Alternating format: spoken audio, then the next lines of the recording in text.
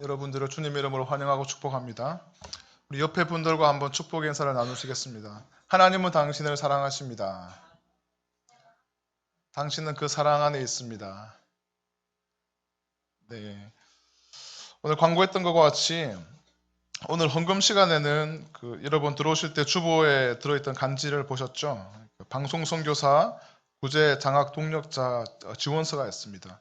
우리 교회에서 특별히 북한을 포함한 공산권의 극동 방송을 통해서 방송을 지금 하고 있는데 여러분들의 함께 동참이 필요합니다. 그리고 가난한 이웃들과 그리고 장학 사역에 여러분들이 작은 물질이나마 함께 동참하면서 우리가 하나님의 나라가 이 땅 가운데 세워져 나가는데 우리 함께 동참했으면 좋겠습니다. 오늘은 함께 읽었던 요한일서 5장의 말씀을 중심으로 세상을 이기는 승리라는 제목의 말씀을 한번 나누고 싶습니다. 여러분 개구리 신드롬이라고 들어보셨죠? 실험실에서 실험을 해보니까 개구리가 뜨거운 물에 개구리를 넣으면 개구리가 뜨거워 하면서 그냥 팔딱 뛰쳐나가지만 개구리가 좋아하는 미지근한 물에서 서서히 물을 가열해서 이렇게 물을 데워도 이 개구리는 이 서서히 이 뜨거워지는 이 물에 자신의 몸을 적응하면서 이 물이 뜨거워질지 이 물이 자신을 죽일지 알지 못하고 계속 거기 뜨거운 물에 갇혀 있다가 결국은 삶아져 죽는다는 그런 실험의 결과에 따라서 개구리 신드롬이라는 그런 단어가 생겼습니다. 어쩌면 우리가 살고 있는 이 세상도 우리가 알지 못하는 사이에 은밀하게 우리가 이 세상을 심어주는 가치관들, 사상들, 생각들로 이 세상이 가득하 있는 그런 죄악들로 우리가 알지 못하는 사이에 그리스도인 된 우리들에게 그 생각들이 침투하고 그 죄악들이 침투해서 어느새인가 우리도 이 죄악의 세상, 관영한 죄악의 세상에 버타며 살아가고 그 죄악들도 우리도 행하면서 살아가면서 어느샌가 죄악에 무디어지고 그 죄악의 결과로 참으로 많은 그리스도인들이 생명을 잃고 마치 그리스도인이 아닌 자처럼 하나님의 자녀가 아닌 자처럼 살아가고 있는 사람들이 얼마나 많은지 모르겠습니다. 특별히 우리가 살고 있는 세대는 참으로 책임감이 없는 세대인 것 같습니다. 많은 죄악이 있지만 그 죄악 중에서도 책임감이 없는 세대를 살고 있고 그 책임감 없는 무책임함이 우리 신앙에도 그대로 접목이 되어서 우리가 그리스도인이라는 이름은 가지고 있지만 그에 걸맞지 않는 그리스도인으로서 살아가야 할 그런 책임과 의무를 포기해버리고 마치 그냥 이렇게 살아도 되는 것처럼 여겨지는 그런 세대를 우리는 살고 있죠. 여러분 우리가 살고 있는 세상이 어떻습니까? 최근에 많은 이 뉴스를 보면 야 정말 주님 다시 오실 날이 얼마 남지 않았다라는 생각을 하지 않을 수가 없습니다. 지금 우리 요새 청년 중에서도 많은 사람들이 취업을 하여서 직장을 다니고 있지만 지금 직장에는 중소기업, 대기업 할 것 없이 우리나라의 그 기업에서 지금 가장 심각한 문제 중에 하나가 정보 유출이라고 합니다. 신기술들을 어렵게 개발했다 할지라도 그 사원 중에 한 명, 연구원 중에 한두 명이 이것을 다른 기업이나 또 중국이나 외국에 이걸 헐값으로 팔아넘기면서 그 기업의 존립을 위태롭게 하면서도 자기는 얼마간의 이 돈을 챙기면서 거기서 만족하면서 이 윤리감 없이 책임감 없이 기업의 정보들을 무단으로 막 유출하고 있는 사건들이 비일비재합니다. 제가 어제 신문을 한번 검색해 보니까 중소기업 같은 경우에는 약 9% 이상이 이런 기업 정보 유출로 인해서 손실을 보고 있다라는 그런 기사를 보았습니다. 우리가 여러분들이 이제 졸업을 하고 취업해야 할 그 취업의 현장이 바로 그렇습니다. 정직하지 못한 세대, 책임감 없이 나의 자그마한 유익을 위해서 이 많은 기업에 다른 사람들의 그런 어떤 심각한 피해를 감수하고서라도 내가 돈을 조금 더 벌 수 있다면 나에게 몇 억이, 몇 천만 원, 몇 억이, 몇십억이 주어진다면 그 양심의 가책 없이 그냥 이 기업의 정보들을 유출해버리는 세대를 우리는 살고 있다는 말입니다. 여러분, 요즘에는 뭐 동성애까지도 만연하기 때문에 뭐 혼전, 순결 이런 말은 우리가 말할 것이 아니다라고 하는 세대로 살고 있지 않습니까? 남녀 간의 무분별한 무책임한 성관계들이 일어나고 있고 이것은 낙태와 직결되고 있죠. 여러분, 우리도 제 아내도 지금 이제 5개월의 애를 베고 있고 배가 제법 많이 나온 걸 보셨죠? 여러분 놀래키면 안 됩니다. 떨어집니다. 그런데 여러분 우리나라에 지금 1년에 약 60만 명의 아이들이 태어난다고 합니다. 그런데 낙태를 얼마나 하는 줄 아십니까? 아이들 한 명이 태어날 때마다 2.5명의 아이들이 낙태로 죽음에 이른다는 그런 충격적인 기사를 본 적이 있습니다. 60만 명이 태어나니까 연간 약 150만 명이나 되는 태아들이 세상에 빛도 보지 못하고 죽어가고 있다는 말이죠.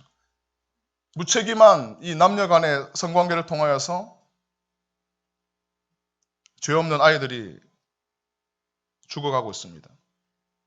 이 낙태되는 이 150만 명의 아이들 중에서 약 30%가 미혼 여성에 의해서 낙태가 되어지고 있고, 이 30% 중에서 85%는 여러분 좀 충격적인 그 보고서인데, 85%에 해당하는 약 38만 명이 10대에 의해서 낙태가 되어진다고 합니다. 그러니까 여러분 중고등학생들에 의해서 낙태가 되어지는 이 비율이 85% 절대적으로 많이 일어나고 있는.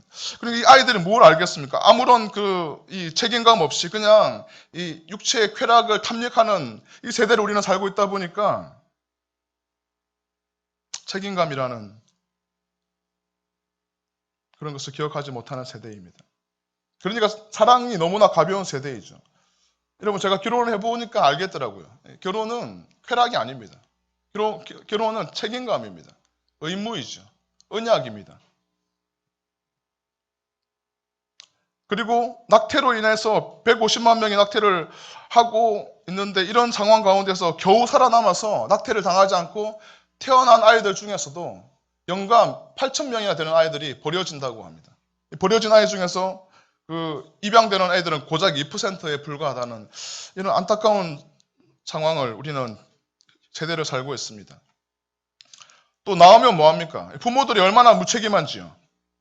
여러분 최근에 충격적인 그런 기사를 보았지 않습니까? 2016년 벽두부터 해서 먼 동네도 아니고 우리 바로 이 부천 원미구에서 일어났던 사건이죠. 초등학생 아이를 사고라고 했지만 이 아이가 죽게 되자 이 아버지가 그 전날 밤에 2시간 동안 때렸다고 하죠. 폭행을 하고 아이가 죽게 되자 이 아이를 토막을 내어서 아이의 신체 일부는 막 공중 화장실에다 버리고 일부는 자기 집 냉장고에다가 아이의 시신을 두면서 먹고 자고 했다는 이 끔찍한, 이해되지 않는, 부모와 자식의 과거에는 이렇지 않았지 않습니까? 그런데 이 세상이 어떻게 될지 정말 주님 다시 오실 것 같아요. 말세의 때를 살고 있는 것 같은데, 부모와 자식 간에도 책임을 감당하지 않고 아이를 학대하고 심지어 아이를 죽이기도 하고, 또 자식은 어떻습니까? 부모를 그렇게 고령의 부모를 유기하고 그런 책임감 없는 세대를 살아가고 있는 무책임한 세대를 우리는 지금 살아가고 있습니다.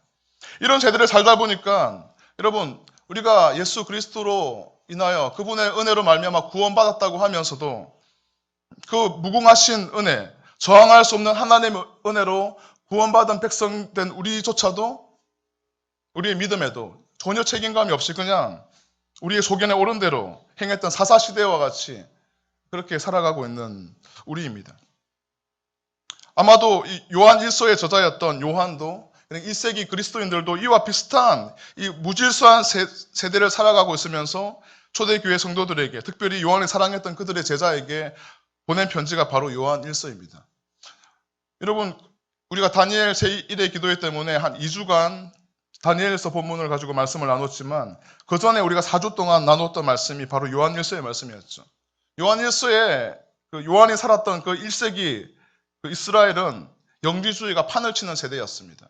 지금 우리나라에도 온갖 종류의 이단들이 가득하지만 요한이 살고 있던 초대교회 그 당시 때도 많은 이단들이 득사하였고 그중에 특별히 영지주의라는 이단이 초대교회 성도들에게 미혹하고 진리로 떠나게 하고 하나님으로부터 멀어지게 했는데, 여러분 그 영지주의의 가장 강력한 주장이 뭐냐면 영적인 것은 굉장히 거룩한 것이고 지적인 것은 굉장히 숭고하고 거룩한 것인데 반면에 육적인 것은, 이 세상의 물질적인 것은 다 악하다라는 것이 영지주의의 주장이었습니다. 그러니까 예수님께서도 성육신 하신 것을 부인하는 것이죠. 왜냐하면 거룩하신 하나님이 어떻게 죄악된 육체를 입고 이 땅에 올 수 있느냐, 이런 주장입니다. 그러니까 그럴 수 없다는 것입니다. 영지주의자들은 예수님의 성육신을 부인했습니다. 그래서 예수님이 우리 죄를 위해서 십자가에 못 박혀 죽으신 것도 부인했던 것이 영지주의자들의 주장이었습니다. 그리고 이 죄악된 육체를 가지고 행하는 어떤 선행도 무슨 의미가 있나? 더러운 것을 가지고 무슨 선한 것을 할 수 있냐? 그렇기 때문에 우리의 죄악된 육체를 가지고 행하는 모든 선은 의미가 없기 때문에 선을 행하지도 않고, 그리고 심지어 죄를 짓는다 할지라도 그 죄에 대한 가책도 없었습니다. 마음대로 죄악을 짓고 대신에 영적인 것, 신령한 것, 그리고 지적인 것을 추구하여서 거룩함에 이르려 했던 세대를 살고 있었던 사람들이 바로 1세기 그리스도인들이었습니다. 그들의 위협 앞에 사도 요한은 그들의 주장은 다 거짓말이다, 가짜다.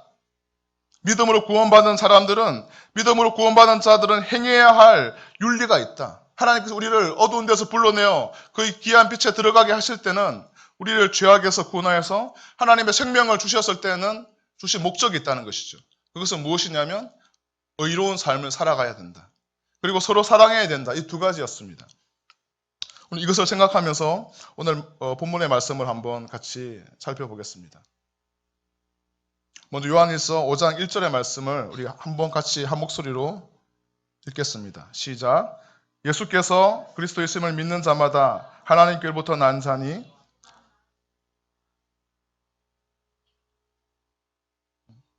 요한일서 5장에서 말하고 있는 것은 하나님의 자녀답게 살아가는 사람의 조건은 무엇이냐면 서로 사랑하는 것입니다. 만약에 사랑하지 않는다면 어쩌면 그 사람은 나는 하나님의 자녀라고, 하나님의 은혜로 구원받은 사람이라고 착각할지는 모르겠지만 사실은 구원받은 사람이 아니라는 것을 요한은 이야기하고 있는 것입니다. 사랑하는 청년 여러분, 여러분의 삶 가운데 다른 사람을 사랑하는 마음이 있습니까? 여기서 사랑하는 것은 에로스의 사랑이 아니죠. 탐닉하는 사랑이 아닙니다. 스톨게의 사랑도 아니죠. 여기서 말하는 사랑은 아가페의 사랑, 희생하고 헌신하고 무조건적으로 섬기며 사랑하는 사랑을 말하는 것입니다. 우리 마음 가운데 정직하게 한번 이 시간 돌아봅시다. 내 안에 희생하는 사랑이 있는가? 내 안에 헌신하는 사랑이 있는가? 내 안에 다른 사람이 나에게 어떻게 대하든지 상관없이 무조건적으로 사랑하며 섬기는 마음이 있는가? 요한이 말하고 있는 것은 이러한 사랑이 우리 안에 있어야지 참으로 우리가 구원받은 하나님의 백성이다. 저항할 수 없는 하나님의 은혜로 우리의 어떤 행함과 의로운 행위로 말미암지 않고 오직 하나님의 긍휼하심과 자비하심의 은총으로 말미암아 일방적으로 구원받았던 우리가, 그래서 과거에는 사랑이 무엇인지도 알지 못했는데 하나님의 그 저항할 수 없는 은혜와 사랑으로 구원받아서 이제는 사랑이 무엇인지, 십자가를 통하여서 이제는 사랑이 무엇인지 알게 된 우리도, 너희도 서로 사랑하는 것이 마땅하다라고 말하면서 너희 삶 가운데 이 아가페의 사랑이 있는가 점검해보라 라고 요한은 오늘의 말씀을 통해서 이야기하고 있는 것입니다. 여러분, 예수께서 그리스도이심을 믿는 자마다 하나님께로부터 난 자라고 합니다. 하나님께로부터 난 자가 누구냐? 누가 하나님께서 난 자냐? 출처가, 우리의 출생의 근본이 하나님이냐 아니냐를 알 수 있는 그 가장 강력한 증거는 우리가 예수께서 그리스도이심을 믿는가 믿지 않는가입니다. 여러분 어떻습니까? 여러분은 예수께서 그리스도이심을 믿고 있습니까? 이 말 조금 풀어 설명하면, 여러분 그리스도라는 말은 메시아의 헬라어적 표현입니다. 메시아는 영어적 표현이죠. 이것을 우리나라 말로 표현하면 뭡니까? 구원자이죠. 구원자를 영어로 말하면 메시아, 헬라어로 말하면 그리스도 있습니다. 그래서 이 예수께서 그리스도이심을 믿는 자, 이 말은 예수님께서 우리의 죄에서 구원하신 하나님이다라는 것을 믿는 자를 말하는 것이죠. 다시 말하면 예수 그리스도의 우리를 위한 대속의 십자가의 그 사건을 믿는 자를 말합니다. 조금 더 깊게 말하면 영지주의자들은 무엇을 부정한다고 했습니까? 예수님의 성육신을 부인합니다. 그러면 예수님이 우리를 위해 흘리신 그 십자가의 보혈도 부정하는 것이죠. 그런데 그와 같이 미혹하는 영지주의의 이단의 세력에 유혹되지 아니하고, 예수께서 나를 죄에서 구원하신 하나님이시구나 라는 것을 믿는 자들은 하나님께로부터 난 자라고 이야기합니다.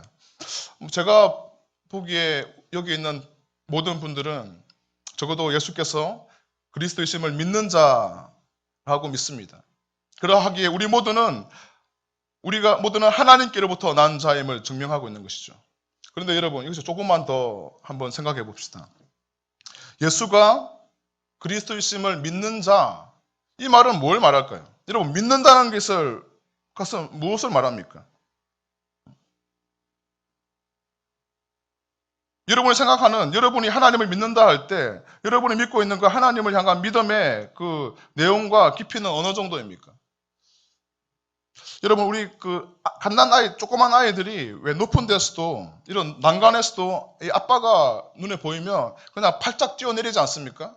떨어져서 다칠 위험을 생각하지 않고 아이들이 자기 자신의 엄마가 아빠가 보이면 뛰어내리면서 이 엄마와 아빠가 자신을 받아줄 거라는 그런 믿음을 가지고 이 위험 가운데서도 막 뛰지 않습니까? 그러면 엄마 아빠는 이 아이를 막 급하게 받아내고 그러면서 이제 그러지 말라고 하고 이야기하기도 하죠. 이 아이에게는 이 주위에 있는 위험보다, 내가 떨어져서 다치는 그런 위험보다 내가 뛰면 우리 엄마가, 우리 아빠가 나를 보호해 줄 것이라는 믿음이 있는 것이죠. 그러니까 자신의 몸을 던질 수 있는 것이지 않습니까? 여러분, 믿는다는 것은 적어도 이런 정도가 되어야 하지 않을까요?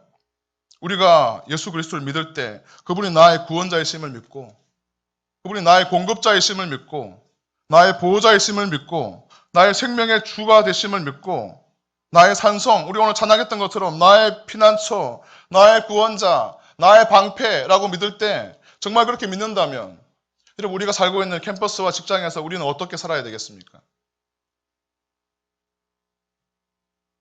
정말로 내가 그분이 나의 구원자이시고 나의 보호자이시고 나의 산성이 되시고 나의 피난처가 되시고 나의 공급자가 되시고 그분이 나의 승리의 깃발이 되신다는 것을 믿는다면 우리가 이 세대의 가치를 따라서 마치 죄악된 세상과 버타면서 약간의 고민을 할지 모르겠지만 이 죄악을 행하면서 그렇게 범죄하는 세상을 따라서 동조하며 살아야지, 그래야 지혜로운 자고, 그래야지 현명한 자고, 그래야지 좀 이 세상에서 루저로 살지 않고 뒤처지지 않고 승리할 수 있는 삶을 살 수 있다라고 말하는 이 세대의 가치를 따라 살지 않지 않겠습니까? 내가 거룩하니 너희도 거룩하리라 말씀하시는 이 하나님이 나의 구원자이시고 나의 피난처이시고 나의 방패이심을 믿는다면 우리가 어떻게 이 세대를 음란하게 내 몸을 더럽히고 이 세대의 죄악을 따라서 그렇게 살 수가 있겠습니까? 그럴 수는 없는 것이죠. 예수가 그리스도이심을 믿는다는 것은 그분이 나의 구원자이심을 나의 전 인격을 통하여 믿는 것이죠. 그래서 나의 모든 것들을 내어 던지기에 충분하다라고 믿는 것입니다. 그러한 믿음 있는 자는 하나님께로부터 난 자라고 말합니다. 이 말은 하나님께로부터 난 자라는 말은 여러분, 하나님께로부터 다시 영적으로 거듭났다는 말이죠. 우리가 예수가 그리스도이심을 믿을 때, 그때에야 비로소 우리는 하나님께로부터 다시 거듭날 수가 있습니다. 이 죄악된 세상에서 죄악과 버타며 살아가며 온갖 죄악으로 더럽혀져 있는 우리를 알지라도 예수가 참으로 나의 하나님이고 나의 구원자이시고 나의 방패시고 나의 피난처이심을 믿을 때 그때 우리는 비로소 거듭날 수가 있는 것이죠. 본 어게인 할 수가 있는 것이죠. 영원한 생명 가운데로 다시 들어갈 수 있다는 말입니다. 또한 낳으신 이를 사랑하는 자마다 그에게서 난 자를 사랑한다라고 성경은 말하고 있습니다. 여러분, 낳으신 이가 누구입니까? 하나님을 나타냅니다. 하나님을 사랑하는 자마다 하나님을 사랑하는 자들에게는 감출 수 없는 무엇인가가 있는데 그 사람들은 그에게서 난 자를, 즉 우리 옆에 있는 형제와 자매를 사랑하게 된다는 것이죠. 여러분, 사랑하는 사람들은 감출 수가 없습니다. 사랑하는 사람들은 보면 다 표가 납니다. 여러분, 저도 좀 표가 나지 않습니까? 여러분, 제 헤어스타일이 아시는 분은 알겠지만 조금 바뀌었잖아요, 사실은. 표가 나죠? 번호 알아보겠어. 제가 완전 생머리였는데 지금 이렇게 파마를 했거든요. 파마를 너무 하기 싫어서 제가 평생 동안 파마를 해본 적이 없어요. 그런데 우리 아내가 파마를 하라고 이렇게 계속 간곡하게 부탁을 하는 것이죠. 나는 이 파마를 하기 싫은데 내가 사랑하는 사람이 파마를 하라고 계속 간곡해서 누차 반복해서 말하니까 제가 어쩔 수 없이 그 사랑하는 사람의 그 마음을 기쁘게 하기 위해서 이 불편함을 무릅쓰고 창피함을 무릅쓰고 파마를 해왔어요. 사랑은 어떤 형태든지 표가 나는 것 같아요. 사랑하는 사람들은 그 사랑의 증거가 다 드러나게 되죠. 오늘 요한복음 요한 1서 5장 1절에서 말하는 것은 나아진 이를 하나님을 사랑하는 자마다 그에게서 난 자를 사랑한다라고 말합니다. 하나님을 사랑하는 자는 반드시 그의 이웃을 형제를 사랑해야 된다는 말이죠. 돌려 말하면 이웃을 사랑하지 않는 자들은 하나님을 사랑하지 않는다라고 하는 말과 똑같습니다. 동전의 양면과 같습니다. 하나님만 사랑하고 이웃은 무관심하고 이거 있을 수가 없는 것이죠. 이웃은 뜨겁게 사랑하는데 하나님을 사랑하지 않는다. 이것도 모순입니다. 누군가를 사랑하게 된다면 그가 사랑하는 또 그가 원하는 것들을 또 우리가 열망하게 되고 또 그것을 사랑하게 되는 것이죠. 제가 자꾸 뭐 아내 사랑을 이야기해서 너무 이렇게 좋은 남편인 것처럼 보일지 모르겠지만 그렇지는 않고요. 그래도 제가 사랑을 해보니까 사랑이 뭔지 조금 알겠어요. 우리 아내가 우리 장인어른을 굉장히 사랑하거든요. 표현은 잘 안 하지만 이게 그 눈빛을 보고 하는 행동을 보면 아빠를 너무 사랑해요. 그리고 조카가 한 명 있습니다. 동환이라고. 동환이라는 조카가 있는데 조카도 너무너무 사랑하는 것이죠. 동환이를 사랑하니까 연예인 동환이 있죠. 무슨 동환이죠? 김동환인가? 신화에. 그 동환이도 사랑하고 좋아하더라고요. 제가 하여튼 이 아내가 동환이를 사랑하고 또 장인어른을 사랑하는 걸 보면서 저도 사실은 결혼한 지 이제 한 3월달에 했으니까 몇 개월 됐나요? 한 10개월 됐나요? 10개월 됐는데 처갓집에 몇 번 안 가니까 아직까지 조금 낯설죠.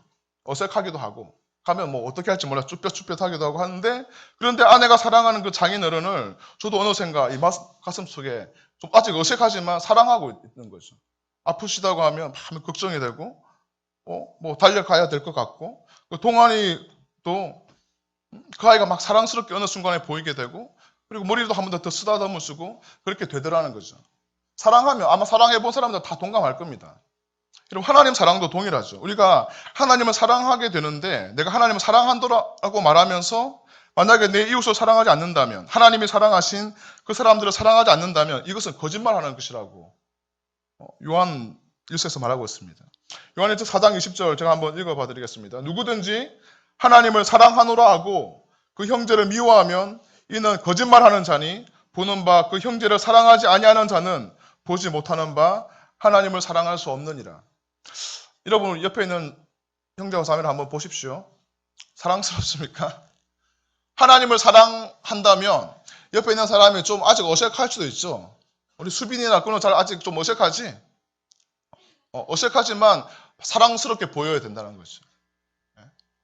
왜냐하면 하나님이 사랑하신 사람이니까. 그런데 이것이 마땅하다라고 합니다. 그래서 우리 안에 옆에 있는 지체를 사랑하는 마음이 없다면 좀 아직도 너무 어색하고 멀게만 느껴지고 말도 하고 싶지 않다면 우리 안에 좀 뭔가 문제가 있는 것입니다. 하나님이 우리에게 요구하시는 그 사랑과는 나는 다른 사랑을 하고 있는 것이죠. 그래서 기도해야 합니다. 하나님 당신을 너무 사랑하는데 옆에 있는 얘는 별로 안 사랑스러워요. 나에게 사랑하는 마음을 주십시오. 우리로서는 사랑할 수 있는 마음이 없는데 하나님께서 우리에게 사랑을 부어주셔서 그 하나님께서 부원받은 그 사랑이 나에게 흘러넘쳐서 옆에 있는 형제와 자매를 사랑할 수 있도록 하나님 인도해 주십시오. 이것이 성경에서 말하고 있는 사랑입니다. 그래서 하나님을 사랑하는 사람들은 다시 말하면 하나님께로부터 난 자들은 다시 말하면 예수께서 그리스도이심을 믿는 자들은 형제와 자매를 사랑하지 않으면 안 된다. 사랑하지 않을 수 없다라는 것이 성경의 증언입니다.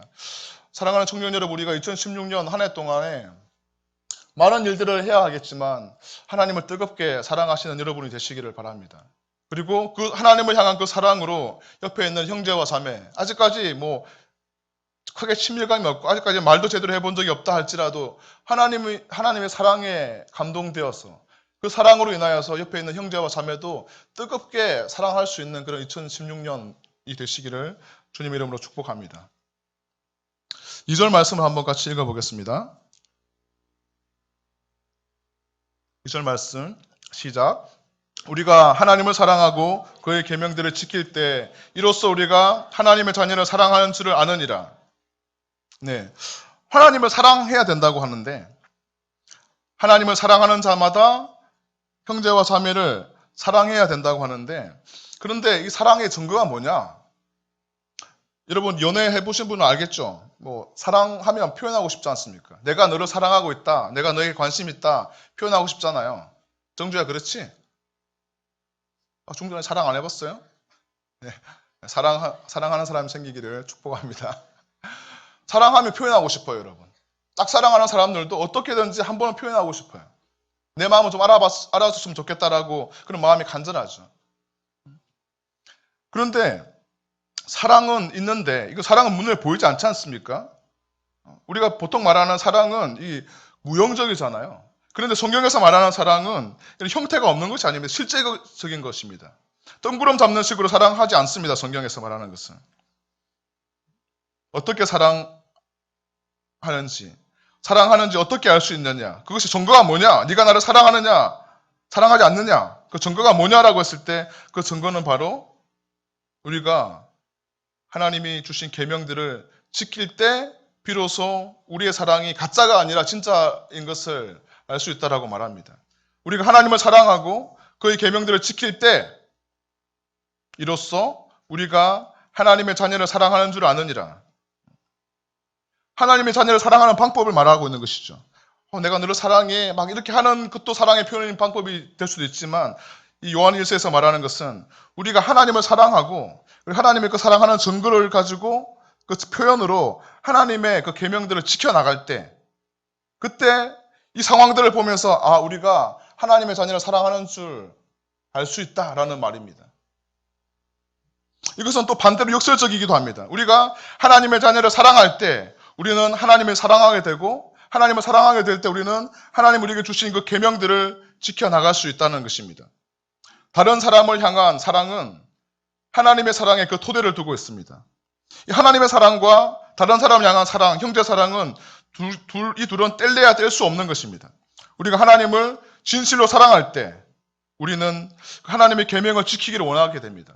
여러분 그렇지 않습니까? 누군가를 사랑하게 되면 그 사람이 사랑하는 것, 그 사람이 간절히 원하는 것, 심지어 파마를 할지라도 막 하고 싶은 마음이 생기고 해야만 내 마음이 기쁨이 되는 그런 상황이 생깁니다.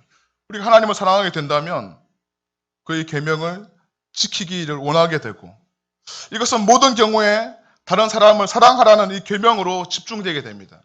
하나님을 향한 사랑은 하나님 향한 계명을 지키게 되고 하나님의 계명은 무엇이었습니까? 여러분 하나님의 계명을 한마디로 표현하면 뭡니까? 사랑하라 하지 않습니까?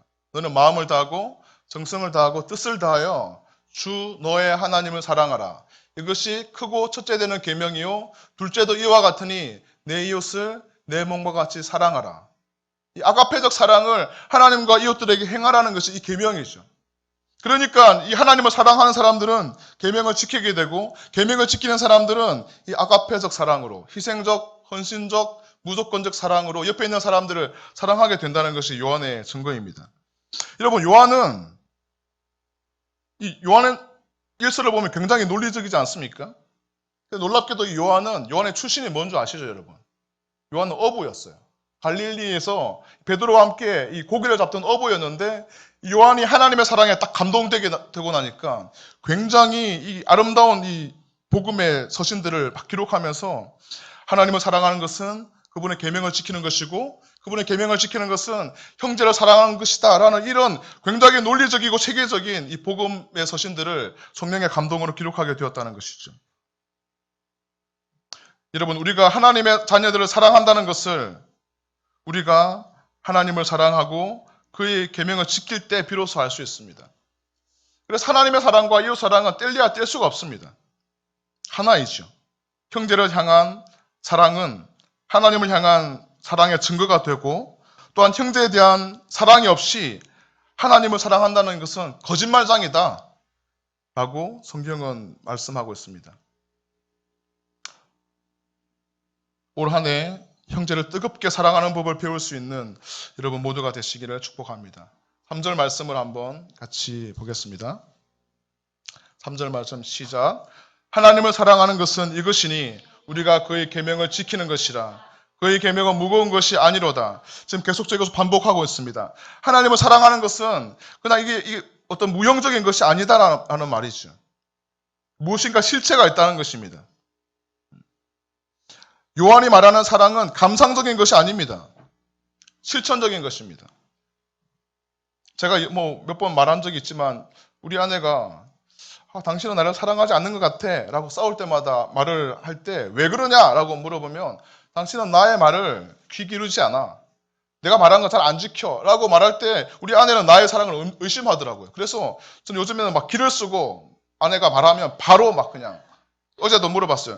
내가 당신이 말하면 뭘 제일 잘 들어 하면 침대에 누워가지고 물을 좀 달라 하면 제가 뭐 언제든지 뛰어가서 물을 갖다 바친다고 그러더라고요. 처음에는 안 그랬거든. 신혼 초에는 이게 사랑인지 몰랐어요. 아내가 말하는 것을 내가 지키는 것이 아내가 느낄 때 이거 사랑하는구나 라고 느끼는지 저는 몰랐거든요.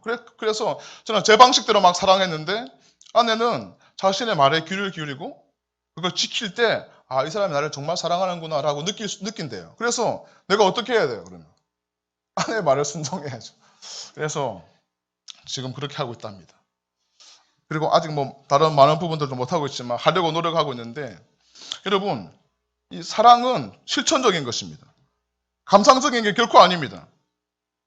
신자들은 하나님의 계명을 사랑함으로써 하나님을 사랑하고 또 하나님을 사랑함으로써 하나님의 계명을 사랑하고 하나님의 계명을 사랑함으로써 형제를 사랑한다. 이런 굉장히 순환적이고 논리적인 체계 안에 우리가 들어가야 된다는 것이죠. 이것이 하나님이 말하는 사랑입니다. 실천적인 사랑, 계명들을 지키는 사랑. 그런데 그 계명은 어떻게 계명을 다 지킬까요? 여러분 바리새인들, 이 유대인들은 이 10계명을 613가지의 율법 항목을 만들었어요. 그래서 이 하나하나를 다 지켜나가려고 애를 썼습니다. 그런데 이것으로 그들이 구원을 받을 수 있었습니까? 결코 그럴 수 없었습니다. 예수님은 이들을 향해서 독사의 자식들아 라고 비난을 했습니다. 이 하나하나의 계명을 지켜나가는 것, 이거 물론 중요합니다. 그러나 주님도 아십니다. 그 누구도 율법으로는 구원을 받을 수 없다는 것을요. 그래서 하나님이 주님이 정하신 이 계명들이 지향하고 있는 그 점이 뭔가? 궁극적으로 이 모든 계명들이 향하고 있는 그 하나의 포인트는 뭔가? 그것은 바로 사랑이죠. 아가페적 사랑. 하나님을 희생적, 헌신적, 무조건적으로 사랑하라. 너의 상황이 어떠하든지, 너가 지금 뭐 재수를 하고 있든지, 삼수를 하든지, 뭐 대학에 가서 학점이 안 좋든지, 스펙을 제대로 못 쌓았든지, 아니면 직장에 계속 취업이 되지 않아서 어려움 가운데 있든지, 취업을 어렵게 했는데 너무너무 마음이 힘들고 직장 생활이 괴롭든지, 그 모든 상황 가운데서 너가 나를 무조건적으로 사랑하고 있는가? 내가 너의 하나님이심을, 내가 너의 구원자임을, 내가 너의 보호자임을, 내가 너에게 가장 좋은 것을 주기를 원하시는 하나님이심을 네가 신뢰하고 있는가? 이게 바로 아가페적 사랑이죠. 형제를 향한 사랑도 동일하게 적용됩니다. 옆에 있는 사람이 나에게 너무너무 잘해주니까 하나도 좀 사랑해줘야지. 이것은 이방인들도 그렇게 한다고 하지 않습니까? 형제가 자매가 뭐 나의 문자를 씹고 나의 전화를 받지 않고 또 나를 향하여 뭐 홀대하고 그런다 할지라도 나의 막 자존심을 빡빡 긁는다 할지라도 나에게는 없는 사랑이지만 주님이 십자가에서 보여주신 그 사랑으로 나도 사랑하고 섬기는 것. 이것이 성경에서 말하는 사랑입니다. 그리고 이것은 결코 무거운 것이 아니라라고 말합니다. 우리 신명기 30장 11절부터 14절까지 말씀을 한번 같이 볼까요? 신명기 30장 11절부터 14절까지 시작. 내가 오늘 내게 명령한 이 명령은 내게 어려운 것이도 아니요 먼 것도 아니라 하늘에 있는 것이 아니니 내가 이르기를 누가 우리를 위하여 하늘에 올라가 그의 명령을 우리에게로 가지고 와서 우리에게 들려 행하게 하려 할 것이 아니요 이것이 바다 밖에 있는 것이 아니니 내가 이르기를 누가 우리를 위하여 바다를 건너가서 그의 명령을 우리에게로 가지고 와서 우리에게 들려 행하게 하려 할 것도 아니라 오직 그 말씀이 내게 매우 가까워서 내 입에 있으며 내 마음에 있은즉 내가 이를 행할 수 있느니라.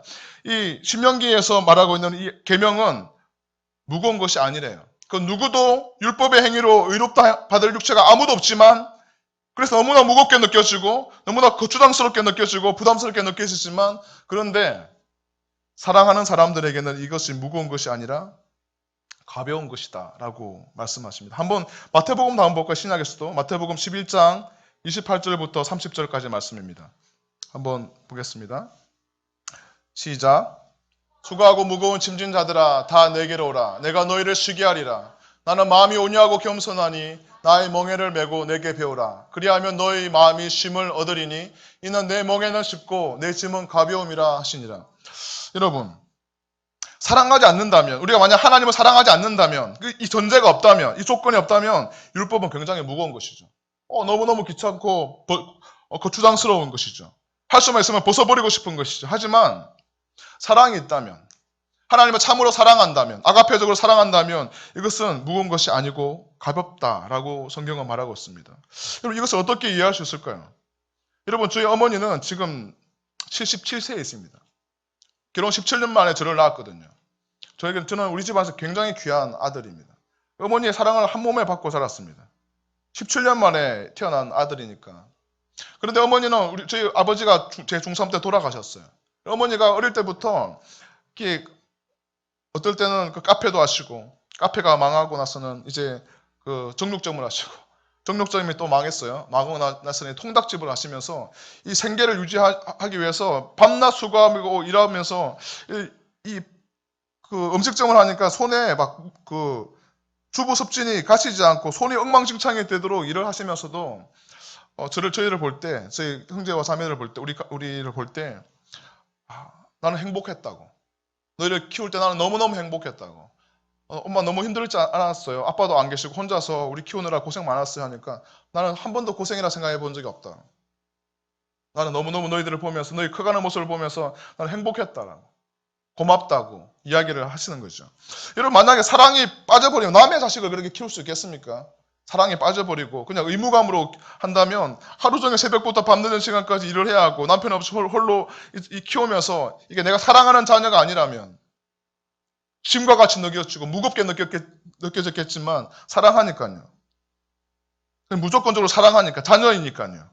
그러니까 이 밤낮 수고하여 일하여도 손에 막 주부 습진이 그냥 끊일 날이 없이 손이 그냥 이게 망가져 가더라도 어머니는 행복했다고, 고마웠다고 이야기를 하시는 것이죠. 우리가 하나님을 향한 사랑도 그와 비슷하지 않겠습니까? 우리가 내 이웃을 내 몸과 같이 사랑하라. 너의 마음을 다하고 정성을 다하고 뜻을 다하여 네 하나님을 사랑하라 말하는 이것이 만약 우리에게 너무나 무겁게 느껴지고 힘들게 느껴진다면 어쩌면 우리는 하나님을 별로 사랑하지 않는다는 증거가 될지도 모르겠습니다.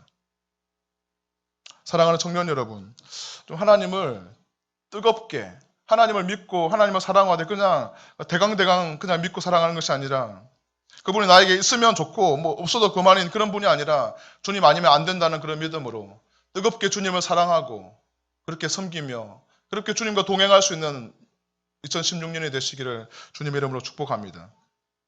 마지막으로 4절 말씀을 한번 읽어보겠습니다. 4절 말씀 시작. 무릇 하나님께로부터 난 자마다 세상을 이기느니라. 세상을 이기는 승리는 이것이니 우리의 믿음이니라. 다시 1절과 반복됩니다. 하나님께로부터 난 자가 누구라고 했습니까? 예수께서 그리스도의 심을 믿는 자. 예수께서 그리스도의 심을 믿는 자는 하나님을 사랑하는 자. 하나님을 사랑하는 자는 하나님께로부터 난 자. 그렇습니다. 예수께서 그리스도의 심을 믿어서 하나님께로부터 난 자는, 본 어게인 된 자는, 중생한 자는 이들은 세상을 이긴다라고 성경은 이야기하고 있습니다. 여러분, 지난 한 주 동안, 아니 2016년을 좀 의기롭게 호기롭게 시작하면서 세일의 기도회도 하고 하나님 예배하면서 지냈던 여러분들, 세상을 이기는 삶을 사셨습니까? 성경은 무릇 하나님께로부터 난 자마다 그 모든 자들은 세상을 이긴다라고 말합니다. 영적 거듭남이 갖는 능력을 소유하는 사람들은 세상을 이기는 것이죠. 여기서 말하는 세상은 어딜까요? 우리가 말하는 캠퍼스, 직장, 우리가 꿈꾸는 어떤 그런 경쟁하는 사회 이런 것일까요? 성경이 말하는 이 세상이라는 말은 하나님의 반대편에 있는 그 모든 것을 말합니다. 하나님을 대적하여 높아져 있는 모든 교만한 생각과 사상과 가치 체계들을 포함한 모든 우상들과 그 모든 세상들을 가리키는 것이죠. 세상 속에 활동하고 있는 악의 영들에 대항해서 그것을 세상이라고 말하는데 그리스도인들은 부활하신 예수님의 능력을 통하여서 예수께서 그리스도의 심을 믿는 자마다 하나님께로부터 나서 중생한 사람들이고 그 사람들은 이 죄악된 세상을 이길 수 있다라고 성경은 증언하고 있습니다. 왜입니까? 여러분들이 잘났습니까? 우리가 예수를 믿는 자들은 뭐 세상에 있는 사람들보다 훨씬 더 뛰어나고 난 탁월한 어떤 능력을 가지고 있어서 그렇습니까? 그렇지 않습니다. 성경이 말하고 있는 것은 예수께서 내가 세상을 이기었노라 라고 말씀하시기에 우리가 사랑하는 그분이 우리의 보호자 되시는 그분이 우리의 구원자 되시는 우리의 전능자 되시는 우리의 인도자 되시는 우리의 공급자 되시는 그분이 세상을 이겼기 때문에 우리가 하나님을 뜨겁게 사랑하며 그분과 동행할 때 우리는 세상을 이길 수 있다라고 성경은 이야기하는 것이죠. 세상을 향한 승리가 이미 그리스도를 통해서 얻어졌기 때문에 우리는 또한 교회는 세상에서 승리할 수 있다는 것이 오늘 요한복음의 결론적인 증언입니다. 마지막으로 세상이 감당하지 못할 믿음의 사람들이 되어야 될 텐데 히브리서 11장 33절부터 40절까지 말씀을 화면에 띄울 텐데 제가 한번 읽어봐 드리겠습니다. 성경에서 말하는 이 세상을 이기는 믿음은 어떤 것인가? 우리가 살고 있는 이 현세 가운데 우리의 지금 캠퍼스 입시 전쟁에서 그리고 4년 동안의 캠퍼스에서 그리고 직장에서 그냥 좀 더 출세하고 좀 더 좋은 스펙을 쌓고 이것이 세상에서 승리한 것인가 그렇지 않은가를 한번 생각해 볼 수 있는 좋은 말씀입니다. 히브리서 11장 33절부터 40절까지 말씀. 히브리서 11장은 참고로 말하면 믿음의 장입니다. 믿음의 사람들이 어떻게 살아왔고 어떻게 승리했는지를 말하고 있는 것이죠. 그들은 믿음으로 나라를 이기기도 하며 의를 행하기도 하며 약속을 받기도 하며 사자들의 입을 막기도 하며 불의의 세력을 멸하기도 하며 칼날을 피하기도 하며 연약한 가운데 강하게 되기도 하며 전쟁에 용감하게 되어 이방 사람들의 진을 물리치기도 하며 이 자들은 자기의 죽은 자들을 부활로 받아들이기도 하며 또 어떤 이들은 더 좋은 부활을 얻고자 하여 심한 고문을 받되 구차히 풀려나기를 원하지 아니하였으며 또 어떤 이들은 조롱과 채찍질 뿐 아니라 결박과 옥에 갇히는 시련도 받았으며 돌로 치는 것과 톱으로 켜는 것과 시험과 칼로 죽임을 당하고 양과 소의 가죽을 입고 유리하여 궁핍과 환난과 학대를 받았으니 이런 사람은 세상에 감당하지 못하느니라. 그들이 광야와 산과 동굴과 토굴에 유리하였느니라. 이 사람들은 다 믿음으로 말미암아 증거를 받았으나 약속된 것을 받지 못하였으니 이는 하나님이 우리를 위하여 더 좋은 것을 예비하였었은즉 우리가 아니면 그들로 온전함을 이루지 못하게 하려 하심이니라. 지금 제가 읽었던 이 히브리서 11장의 말씀은 초대교회 성도들이 그렇게 살았던 삶을 그대로 말하고 있습니다. 여러분 로마 제국의 핍박을 받았던 그리스도인들을 우리 기억하지 않습니까? 로마에 10대 박해가 있었습니다. 약 300년 동안 넘는 시간 동안 큰 박해가 로마에 있어서 그리스도인들을 핍박하고 죽였습니다. 카타콤에서 이 사람들은 핍박을 피해서 지하로 땅굴로 파고 들어가서 거기서 살기도 하였으며 어떤 사람들은 우리가 알고 있는 콜로세움, 우리가 그 검투사들 영화를 통해서 많이 알게 된 그 콜로세움에서 사자의 밥이 되기도 하고 검투사들의 그 칼에 죽어나가기도 하면서 그들의 신앙을 지켰습니다. 그러면서도 이 핍박과 고난 가운데서도 죄악된 세상을 버타며 살지 아니하고 믿음을 지키며 마치 다니엘과 같이 뜻을 정하여 자신을 더럽히지 아니하기로 결정하며 그리고 콜로세움에서 사자밥이 되고 그 사제가 찢겨나가는 죽음을 당하면서도 이 초대교회 성도들은 두려워하지 않고 오히려 의롭게, 오히려 거룩하게, 오히려 경건하게 그들의 죽음을 떳떳하게 받아들이는 장면을 보면서 이 로마 제국 사람들은 긴장하기 시작했습니다. 저들은 우리가 핍박을 하고 있지만 우리가 박해를 하고 있지만 저들에게는 뭔가 특별한 것이 있구나 라는 생각을 가지게 되었던 것이죠. 그리고 그렇게 초대교회 그리스도인들은 고난 가운데서도 세상을 승리하는 믿음으로 세상에 감당하지 못하는 믿음으로 이 찰나적인 세상 가운데서 짧은 승리가 아니라 영원한 승리를 기대하는 믿음으로 그렇게 믿음을 지키고 살아갔을 때 결국은 313년에 콘스탄틴 대제가 기독교를 공인하게 되고 또 그로부터 한 60년 지난 그 데오도시우스 황제 때 기독교를 로마의 국교로 이 피지배 민족의 종교를 로마의 국교로 정하여서 그 뒤로부터는 자유롭게 하나님을 예배할 수 있는 나라가 되었습니다. 여러분 세상을 이기는 승리라는 제목을 가지고 우리는 오늘 말씀을 나누고 있는데 이 승리는 어떤 승리겠습니까? 여러분 어젯밤에 축구를 다 보셨죠? 한국과 일본이 축구를 했는데 60 몇 분까지 우리나라가 2대0으로 이기고 있다가 좀 철저하게 일본을 무력화시키며 정말 그 게임을 지배하고 있다가 이 60 몇 분까지는 분명히 대한민국이 2대0으로 이겼는데 승리할 것만 같았는데 게임이 끝나 보니까 우리가 3대1로 졌습니다.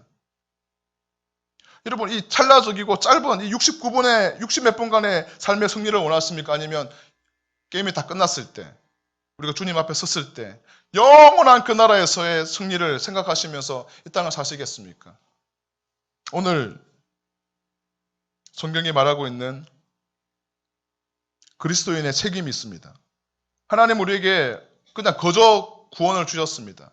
예수를 그리스도를 믿는 믿음을 통하여서 그냥 은혜로 값없이 저항할 수 없는 하나님의 은혜로 하나님의 자녀가 되는 축복을 주셨지만 그런 축복을 받은 우리는 감당해야 할 의무가 있습니다. 그것은 바로 옆에 있는 형제와 자매를 사랑하는 것입니다. 그것은 쉬운 일이 아닐 수도 있습니까? 어쩌면 나의 몸을 쳐서 복종시켜야 되는 막 나의 자존심을 뭉개가면서 해야 되는 일일 수도 있습니다. 하지만 우리가 하나님을 뜨겁게 사랑하고 있다면 그것은 무거운 것이 아니라 가벼운 것이고 그렇게 우리가 서로 사랑하며 하나님을 사랑하고 서로를 사랑한다면 어쩌면 우리 교회는 참으로 아름다운 작은 천국과 같은 그런 교회가 되지 않을까. 그렇게 뜻을 정하여서 하나님을 사랑하고 섬겨나가는 여러분들은 어쩌면 하나님의 영원한 관점에서 볼 때 참된 승리자가 되지 않을까. 마치 다니엘과 같이 뜻을 정하여서 하나님 앞에 자신을 더럽히지 아니하기로 결정했던 이 다니엘을 하나님은 보호하시고 그 열강의 많은 제국들 가운데서도 하나님은 높이 그를 들어 세우셨던 것처럼 어쩌면 우리가 그렇게 사랑하며 섬기며 살아갈 때 우리의 삶도 하나님께서는 그렇게 축복하시고 기름 부으시지 않을까. 그런 믿음과 기대로 우리가 서로 사랑하는 그래서 세상을 능히 이기는 여러분 모두가 되시기를 주님의 이름으로 축복합니다. 말씀을 기억하면서 한번 기도하시겠습니다. 하나님 우리는 책임감 없는 세대를 살고 있습니다. 그래서 기업의 윤리도 없고 기업의 정보도 빼들리고 작은 이익을 얻기 위해서 많은 사람들을 망가뜨리는 그런 세대. 남녀 간에도 책임감이 없이 무책임하게 성적 관계를 맺고 낙태를 하고 아이를 죽이고 부모들도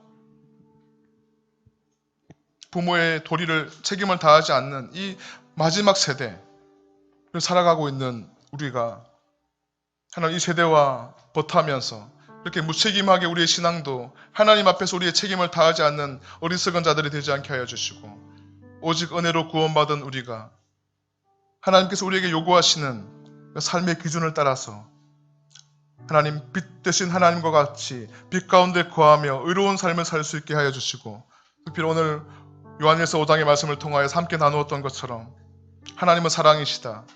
너희가 사랑하는 것이 마땅하니라 말씀하셨던 그 말씀을 기억하면서 우리도 서로 사랑할 수 있는 믿음의 사람들이 될 수 있도록 하나님 우리에게 하나님의 사랑을 부어주십시오. 우리 요셉 청년부 가운데 그런 사랑을 부어주십시오. 우리 주님의 이름을 한번 부르고 기도하시겠습니다. 주여